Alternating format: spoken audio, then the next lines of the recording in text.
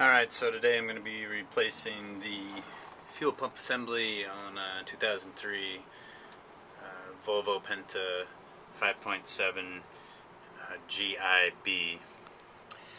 This is part number 216-08511.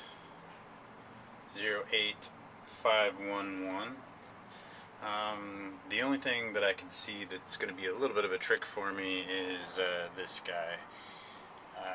I have not been able to find the specialized tool to crimp these myself.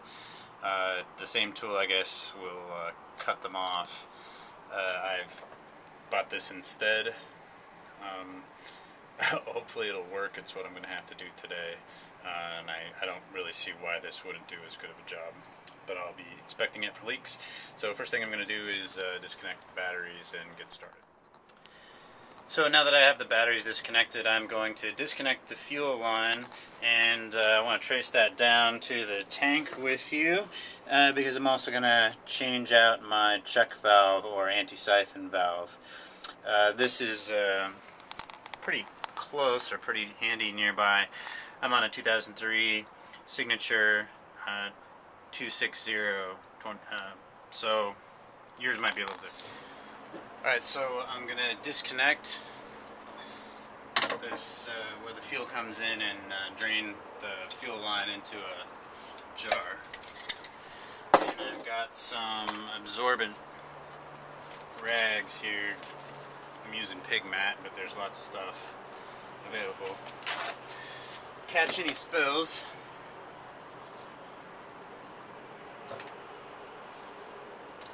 And I have depressurized the system, so it might get a little bit of a squirt, but it shouldn't be too bad.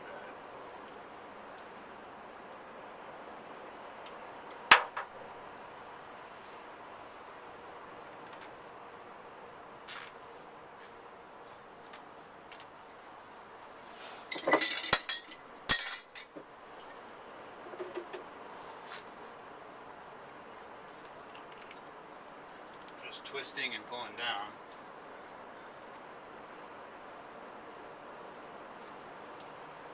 And then I got my thumb over it quickly, and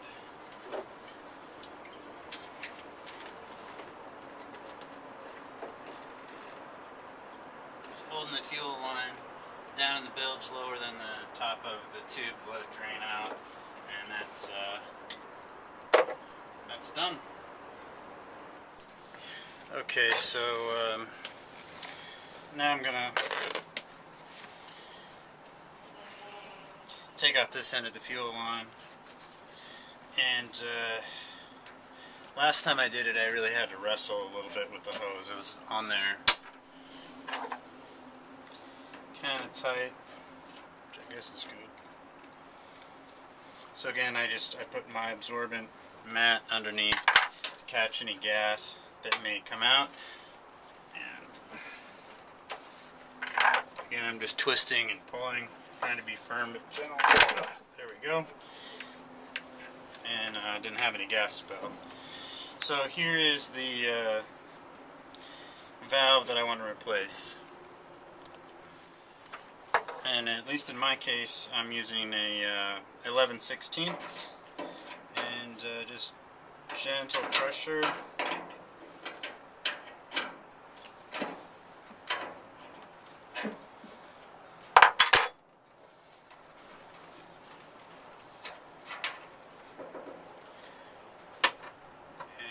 Put the new valve in.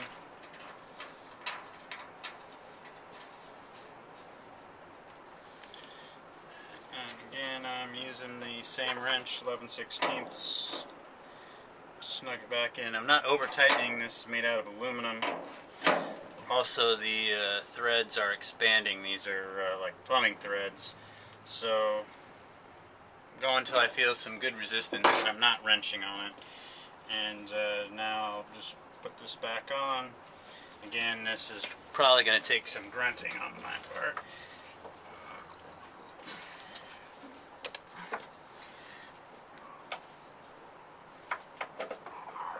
Snug it up there. Good. Okay. and screw that back on. In case you're wondering, I've already checked the fuel pickup line. So my goal here is when I'm done, I will have a fresh fuel supply from the bottom of the tank all the way up through the fuel injectors. So with the fuel line off, I'm going to need to remove this elbow because this is not included with the new part, and at least in mine I can use a 3/4 inch, and it's coming off with that. So again, this one has a kind of, I don't know what a proper term for it, a pinched clamp, and I can't get back to it in there. However, this routes up behind. See, there it is, wiggling there, and it comes around and it goes into the exhaust manifold here, and at least on my boat it just had a little screw clamp, so I've undone that, and I'll be able to pull this back down around through, and this is as much a note to me as anything about how to route that back, because once I get this out, then I can remove that. And here on the electrical connections, my method is just put a screwdriver under there gently and pull out. And I was careful to pinch that against the screwdriver so that it wouldn't go springing out somewhere under the tank, because I don't see any extras of these. So I want to be careful with that. Pull these apart, and I'm gonna stick that clip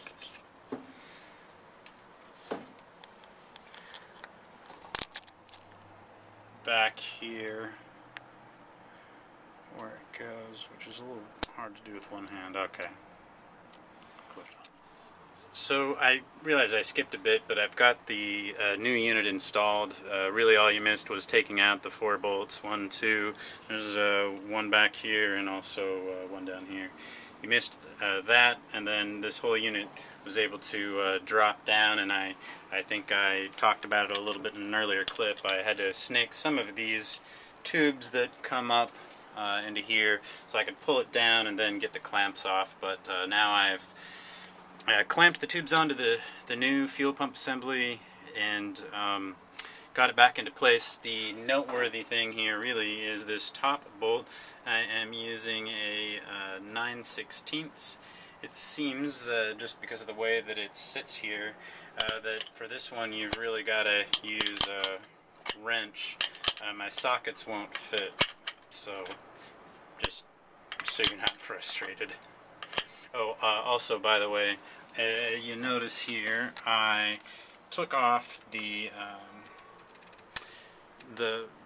filter because I want to fill it with gas first before I turn the boat on, so I'll show you that in a minute.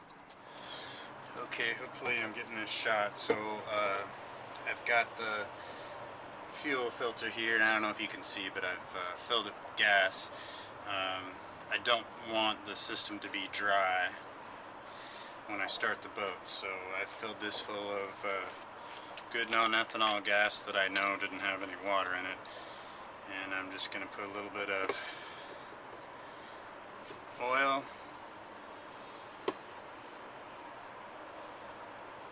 on the top here in the ring, and then I can thread this.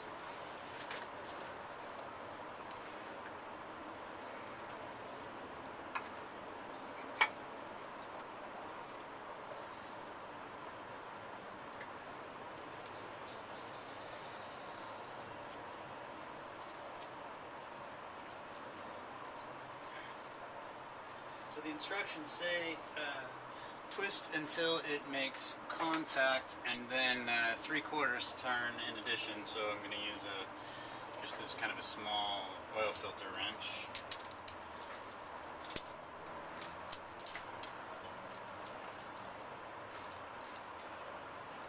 And I'll use the way I'm looking at it, the recycling symbol here is at about 12 o'clock. So I'm going to spin this around until it is at about 3 o'clock. Okay, I hope I'm getting a shot again. So I've got a couple of little donut gaskets. These are new ones. Now, it was my understanding that these were going to come in the kit that I bought. I didn't see them in there, so the place that I got threw them in for me. But they should go on the ends of these before you put them on. So just real quickly, I'm going to switch those out. They are different sizes.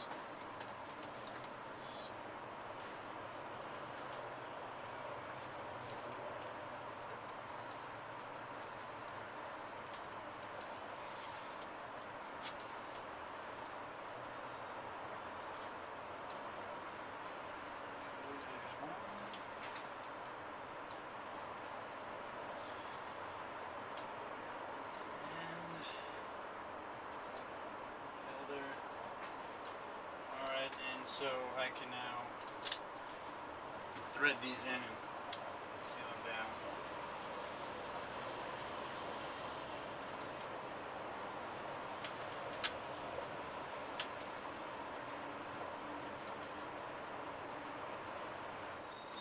Here I am with the 5/8, just snugging it down.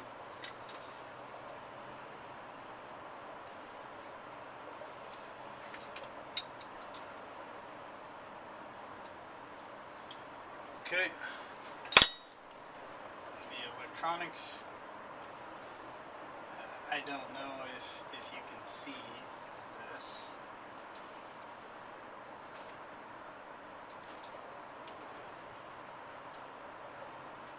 And finally I'm going to connect the fuel line. I had to put this elbow on.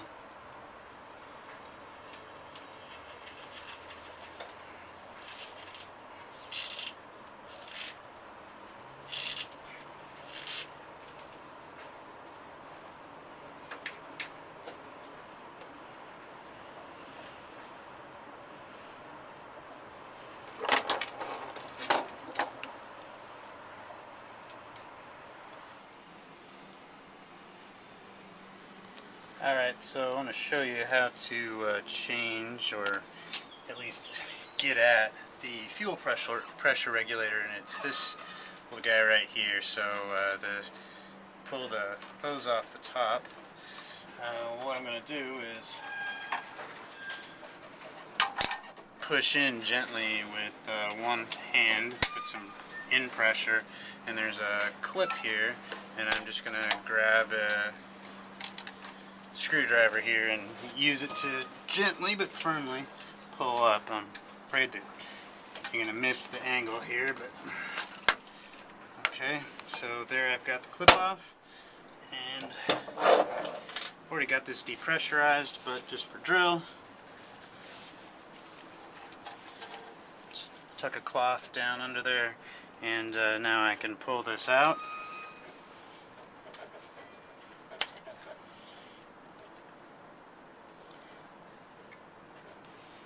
And there we have it. The reason I pulled this off, I wanted to show you, for a diagnostic, I put this E-ring on, but this is not the Volvo part, so I ordered the proper Volvo E-ring, and I just want to make sure I put this back the way the factory specs it.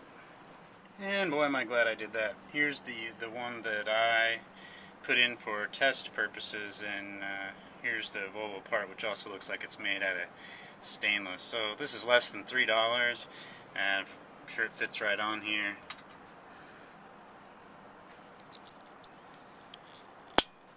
Yep. Boy, that's a big difference compared to what I had installed. And according to the bulletin, you cannot leave this off. If you take the filter off and leave it off and put the regulator back without this clip, it will leak gas onto the engine, which of course is a fire and explosion hazard, so don't do that. I'm going to do the same thing in reverse now. Push it in, snug it to a little firm pressure, and then when I do I'll push the snap clip down.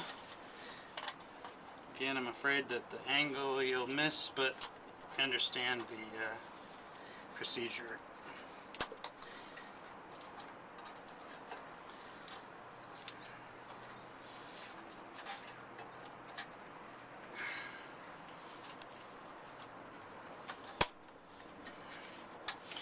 Just making sure that there's a couple of channels at the bottom, making sure that the snap ring went down and secured it, which it did, and now I can replace this on the top. And that is a fuel pressure regulator, probably the easiest thing there is to do in the whole job. Well, that looks like the installation of the Volvo fuel pump assembly. I'm going to go through one more time, check all my fittings, hook up the batteries, and then I'll run a pressure check, and then hopefully we're good to go. Alright, got everything connected, running the blower for a while. I'm going to prime this by turning the key. Now I'm going to turn the blower off for a minute so you can hear. I'm not going to start it, but by turning the key a little bit, I should engage the fuel pump, and you ought to hear that kick on for a couple of seconds here. Did you hear that? So I'm turning the key off. I'm going to wait about 30 seconds. I'm going to do that again. And then I'm going to do it again, and again, and again. I'm going to do that at least 5 times, and maybe a little more. I want to prime these pumps. There's air in the fuel line going in.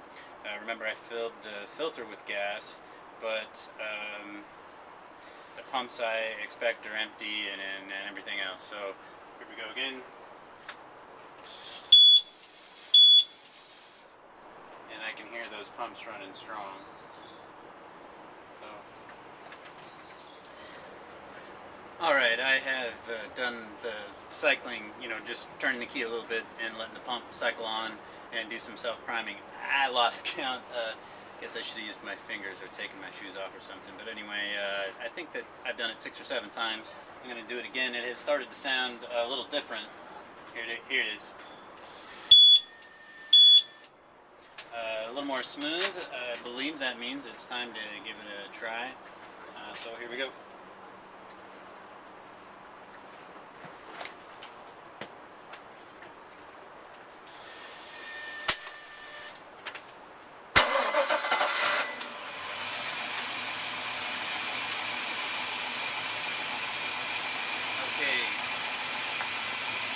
Great, so far I don't have anything squirting gas out or anything like that. I'll let it run for a minute and then I'll check on it, and I want to set up a pressure test as well. That's probably the next step.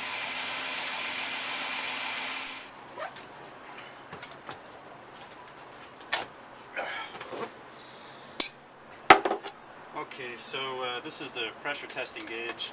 I got it at Napa, but you can get it at AutoZone or just about anywhere. It's got a nice little tube on the side that you can let some pressure off, and you'll see that spec'd in a lot of shop manuals. I know I did.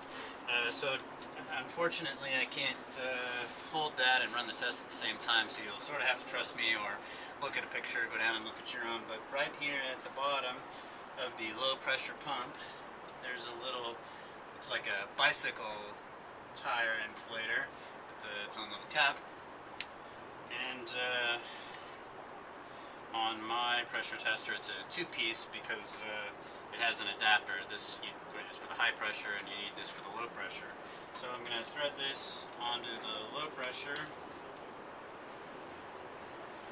Just fingertip tight, kind of tight, but alright. And I threaded that in. Now a little gas came out. That's hopefully a good sign, because in my old one, when I did that, it didn't do it, and all my tests led me to believe that the low pressure pump was going out. So alright, watch out for a little gas. Wasn't a lot of pressure, but I should have been ready for that, and I wasn't. Okay, so now I'm just going to let this dangle for a little bit, and what I want to see is, I believe it says something like 6 to 10 or 48, steady pressure at all RPMs. It's not much, but that needle should stay at all RPMs. It should be in the same spot, in the same range, whether you're under load or just sitting here idling, the pressure should remain the same.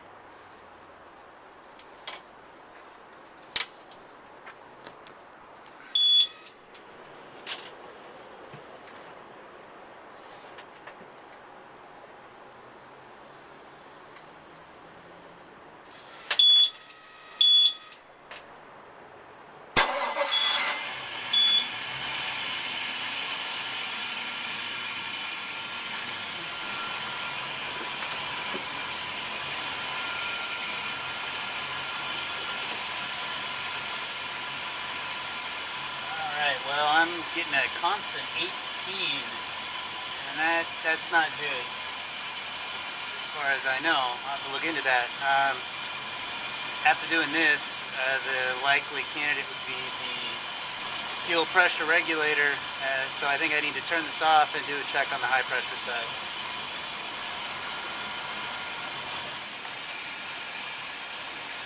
The high pressure side, I'm looking perfect. That's right where I want to be.